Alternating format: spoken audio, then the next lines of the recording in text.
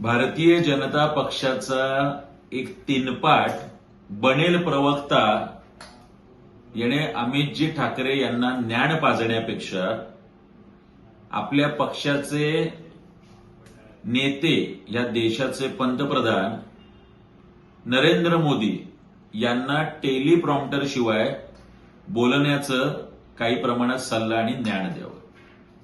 आपल्या देशाच्या पंतप्रधानांना पत्रकारांना सामोरे जाण्यासाठी पत्रकार परिषद घेण्याची हिंमत या बनेल प्रवक्त्यांनी द्यावी।